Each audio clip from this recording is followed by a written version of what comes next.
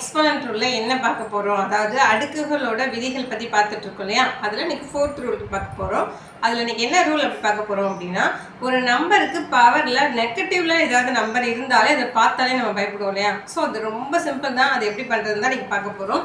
So இன்னைக்கு பார்க்க போற ரூல் என்னன்னா நெகட்டிவ் பவர் ரூல். ஸோ இந்த பவர் என்ன, இந்த ரூல் என்ன அப்படின்னா எக்ஸோட பவர்ல -n அப்படின்னு இருக்குன்னு வச்சுக்கோம்.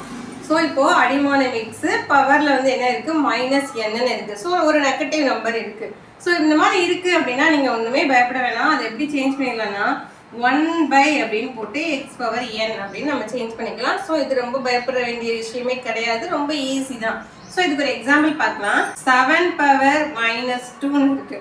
ஸோ அதை நம்ம எப்படி பண்ணலாம் அப்படின்னா 1/7 ஸ்கொயர், அதாவது நெகட்டிவ்ல இருக்கிற பவரை இந்த நம்பரோட ரெசிப்ரோக்கல் போட்டு, ரெசிப்ரோக்கல் மீன்ஸ் அதோட தலைகீழி, பெருக்கல் தலைகீழி போட்டு அதோட பவர்ல பிளஸ்ஸா மாத்திரலாம், மிக எண்ணா மாத்திரலாம், அவ்வளவுதான்.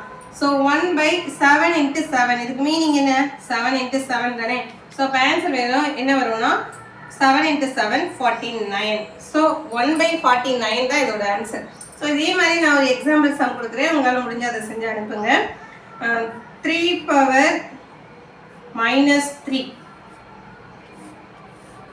ஸோ இந்த சம்மோட ஆன்சர் என்ன அப்படின்றது உங்களுக்கு தெரிஞ்சா நீங்க வந்து கமெண்ட்ல பண்ணுங்க. ஸோ நெக்ஸ்ட் நம்ம வீடியோல 5th ரூல் என்ன அப்படின்றது நம்ம பார்க்கலாம். ஓகே ஃப்ரெண்ட்ஸ், நெக்ஸ்ட் வீடியோல மீட் பண்ணலாம். தேங்க்யூ.